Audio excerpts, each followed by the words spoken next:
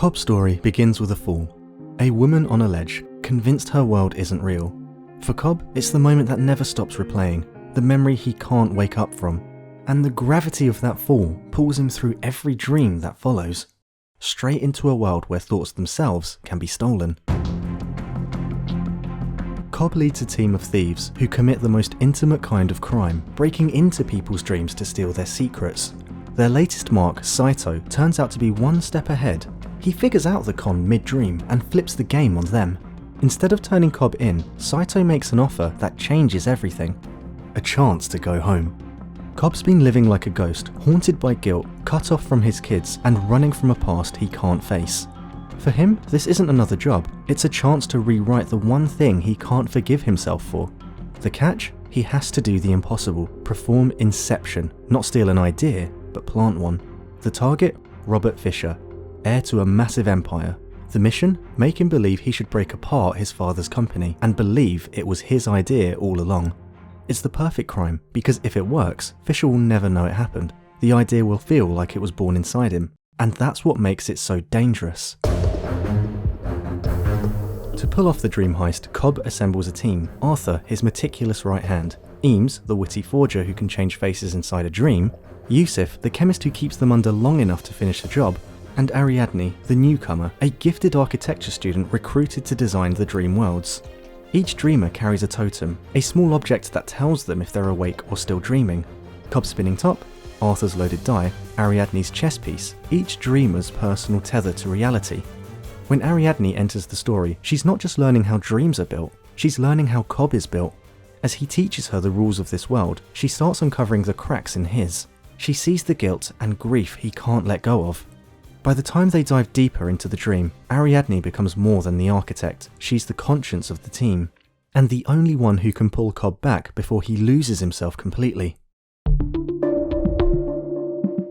The first phase is research, digging into Fischer's family, secrets, and his relationship with his father. They're not just learning his habits, they're mapping his mind.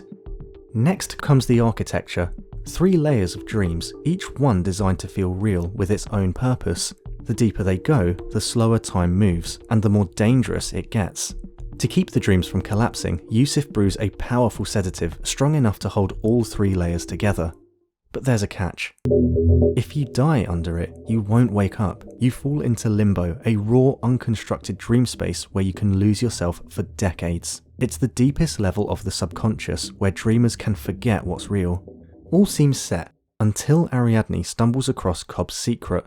While exploring his subconscious, she finds a locked elevator filled with memories he's tried to bury.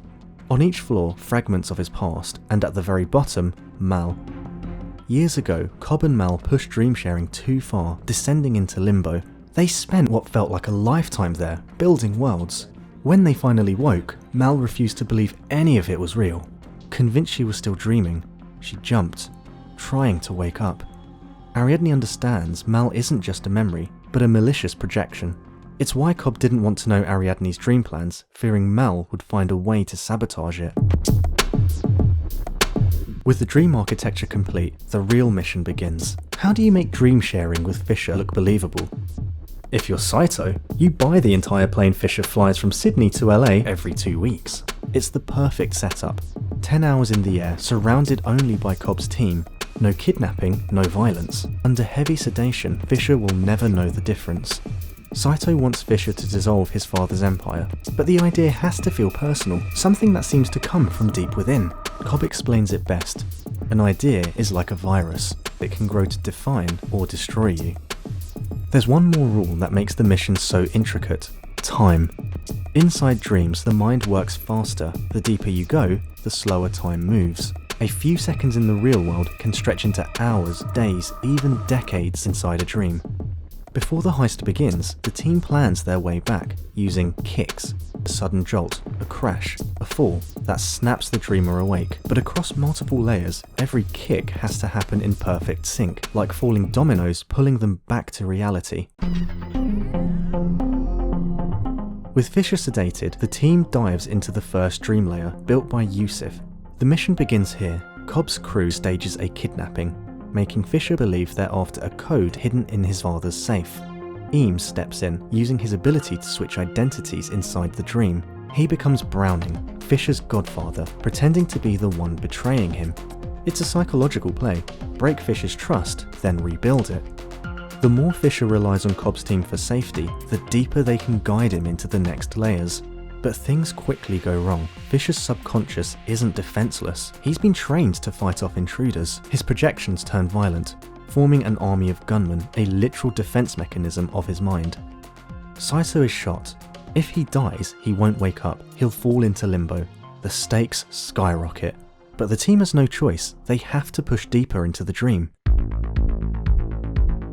The second dream layer belongs to Arthur, a sleek hotel, calm on the surface but trembling underneath. With Fischer beginning to trust him, Cobb takes a huge risk. He poses as Mr. Charles, a supposed dream security expert, and tells Fischer his mind is under attack. Without realizing the real threat is already inside, Fischer joins forces with Cobb, but his projections grow more aggressive at this level, his subconscious fighting back harder. Meanwhile, Arthur is dealing with the chaos above. When Yusuf's van flips in the first layer, gravity in the hotel begins to shift, walls become floors, and the whole dream twists in on itself. The zero-gravity hallway fight that follows would become one of cinema's most iconic moments. Back in the hotel, Cobb plants a deeper seed of doubt. He suggests Browning, Fischer's godfather, is behind the kidnapping, and that there's a secret will in his father's safe. Cobb leads Fischer to believe they're entering Browning's dream to find the truth. In reality, they're stepping into Fischer's own subconscious. As chaos erupts across the dream levels, Fischer's subconscious army closes in. Yusuf races across the rain-soaked streets, Arthur fights weightless in the hotel, and Eames defends the snowy fortress. Cold, fortified, a perfect reflection of Fischer's emotional walls. Through the gunfire, the team pushes Fischer toward the vault, but everything unravels when Mal appears. She shoots Fischer, killing him inside the dream and sending him into limbo. Meanwhile, Saito, still wounded from the first layer, succumbs to his injury during the assault. His death sends him into limbo ahead of the others. To save the mission, Ariadne follows Cobb into limbo, where he finally confronts the truth he's been running from. Years ago, when Cobb and Mal were lost in limbo, he performed Inception on her. He planted the idea that their world wasn't real, hoping that she'd agree to leave. But when they woke, the idea lingered. Mal couldn't shake the belief that reality was still a dream, and to wake up, she jumped. That's the guilt Cobb carries, not just losing her, but knowing he's the one who planted the seed. Ariadne finds Fischer and helps him escape, but Cobb stays behind to find Saito and finally to let go of Mal. As the dream layers collapse, everything converges. The team synchronizes their kicks, the jolts that pull them back to reality, van hitting the water in the first layer, Arthur's elevator crash in the second, and the fortress explosion in the third. Edith Piaf's song times it all, cueing each layer to wake in perfect sync. Back in the third level, Eames, disguised as Browning, convinces Fischer to open the vault. Inside, Fischer finds his father dying, mirroring a moment from his waking life. But there are two details that change everything. A pinwheel, the toy he made as a child, a symbol of his longing for his father's approval, and a fake will suggesting his father wanted him to build something of his own. For the first time, Fischer believes his father was proud of him. The idea feels real because it's emotional, not logical. Inception works not because the team outsmarted Fischer, but because they understood him. The heist succeeds through empathy, not deception. Deep in limbo, Cobb finally finds Saito, now an old man, sitting at the same table we saw in the film's opening. Time has moved differently here. While only minutes have passed in the real world, Saito has lived decades inside his own mind. Cobb reminds him of their deal. The scene mirrors the beginning but now carries a different weight, not mystery, but closure. Together they reach for the gun on the table, a final act that jolts them back to reality. The plane lands. One by one, the team wakes up. Fischer doesn't recognize them. Dreamers rarely remember shared dreams, yet the idea has already taken root. His father's empire will dissolve, and Saito's mission is complete. True to his word, Saito makes the call. Cobb finally returns home. He sees his children playing in the garden and runs to them.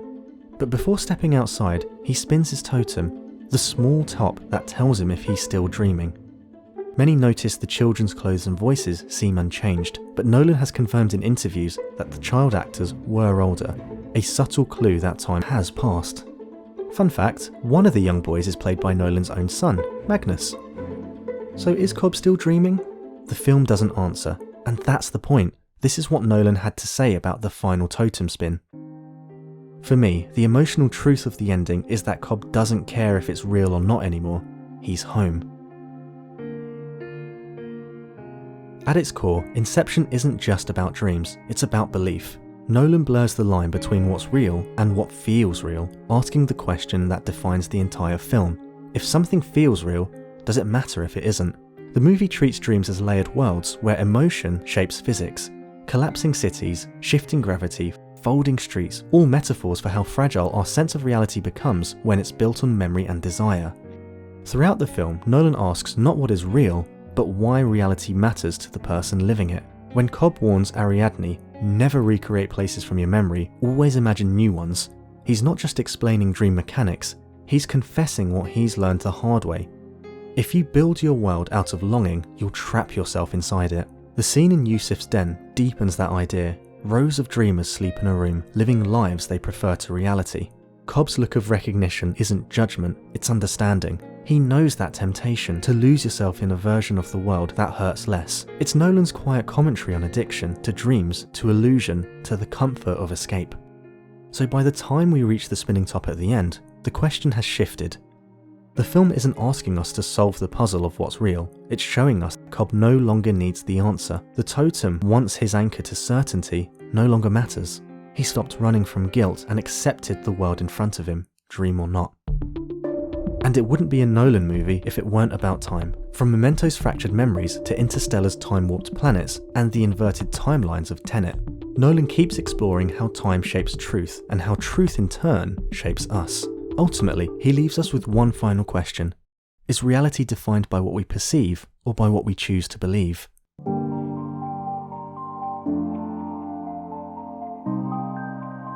Nolan's mind-bending thriller draws from a lineage of stories, but the most notable is Satoshi Kon's Paprika, adapted from Yasutaka Tetsui's novel.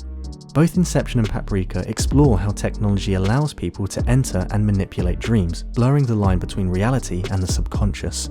Nolan began writing Inception almost a decade before its release, and has never confirmed a direct influence from Kon's work.